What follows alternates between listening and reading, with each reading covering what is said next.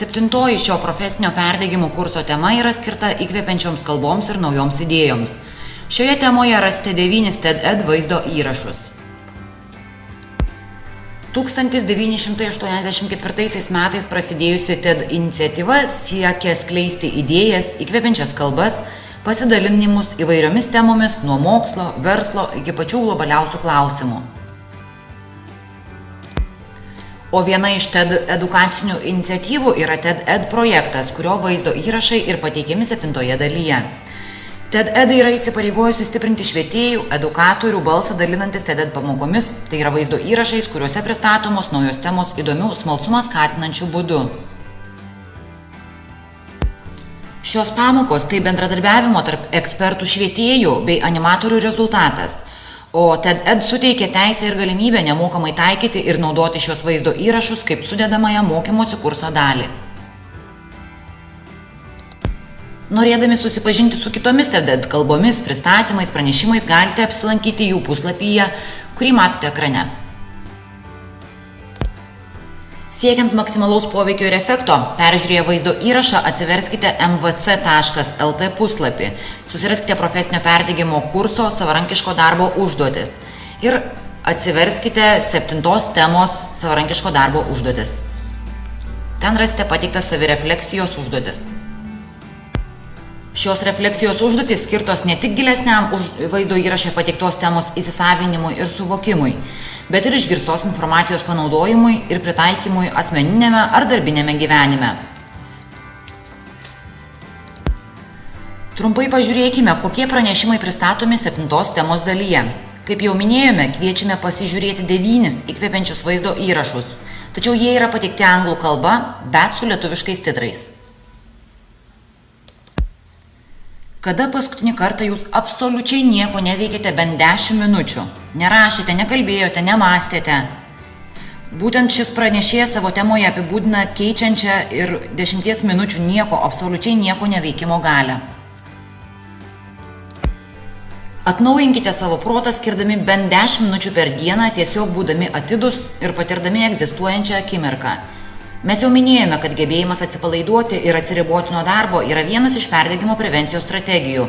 Todėl susipažinkite su šio eksperto patarimais ir pabandykite patys tai atlikti. Antrajame vaizdo įraše karjeros ekspertas Daniel Pink aptarė stebinantį motyvacijos mokslą. Kaip teigia šis pranešėjas, dauguma socialinių mokslų srities mokslininkų puikiai žino, kad tradiciniai paskatinimai, tai yra finansiniai apdovanojimai, ne visada būna tokie efektyvūs, kaip esame linkę manyti. Ir tuo labiau ne visada didina mūsų darbo produktyvumą bei našumą. Tačiau dauguma vadybininkų organizacijų vadovų mano būtent taip. Taigi kas gali įkvėpti būti produktyvesniam, kas mus gali motyvuoti veiklai?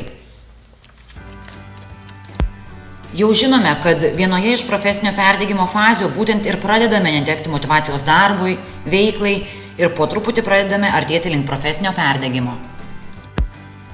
Trečiajame vaizdo įraše šis pranešėjas dalinasi savo istoriją apie Tibeto budizmo reinkarnaciją ir kviečia dirbti ne tik su taip sparčiai besiplėtojančiomis ir mūsų gyvenimo bei darbo besiveržiančiomis technologijomis, bet ir neužmiršti savo širdies technologijos bei dizaino. Gebėjimas suvokti ir priimti bei geriau pažinti save taip pat yra vienas iš kertinių veiksnių, padedančių stiprinti savo atsparumą profesiniam perdegimui. Šiuolaikinis darbas, nuo laukiančių stalų iki augančių klientų skaičiaus, tai naujų problemų kiekvieną dieną sprendimas pasitelkiant lankstumą ir bendradarbiavimą. Apie tai kalba šis pranešėjas 4 vaizdo įraše. Jis pateikė savo įžvalgas, kad dažniausiai per daug taisyklių, procesų ir kitų reguliacinių mechanizmų kaip tik neleidžia mums dirbti bendradarbiaujant. Todėl šis autorius kviečia iš naujo atrasti vieną iš darbo produktyvumo ir beje nebūtinai darbe, kertinių ašių, tai yra bendradarbiavimą. Šiame kurse taip pat nekartą minėjome, kad bendradarbiavimas padeda dalintis darbo krūviu, efektyviau ir greičiau spręsti problemas bei mažinti profesinio perdegimo riziką.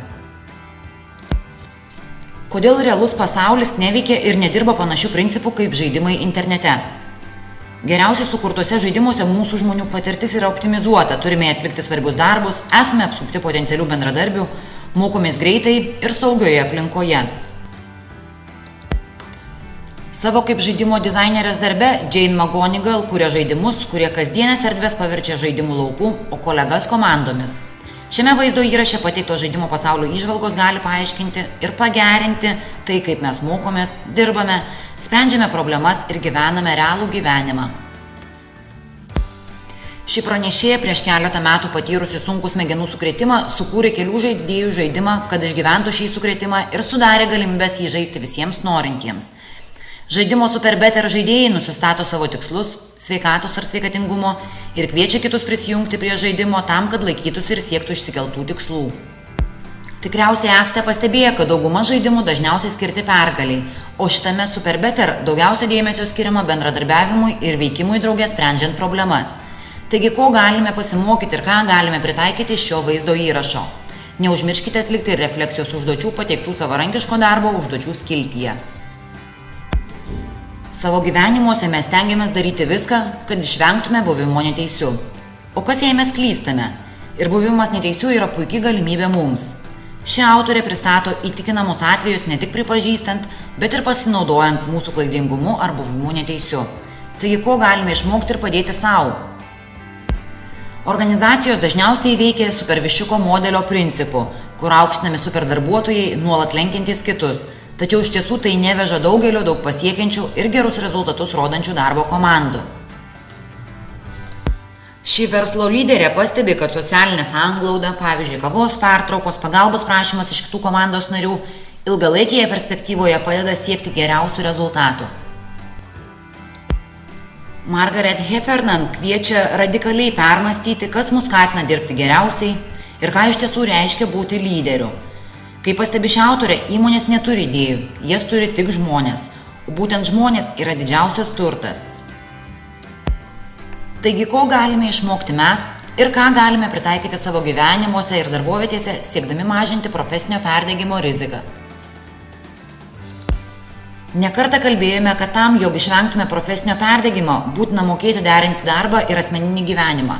Ir ne tik mokėti, bet ir iš tikrųjų jį derinti. Nigel Marsh pabrėžia darbo ir asmeninio gyvenimo balanso svarbą.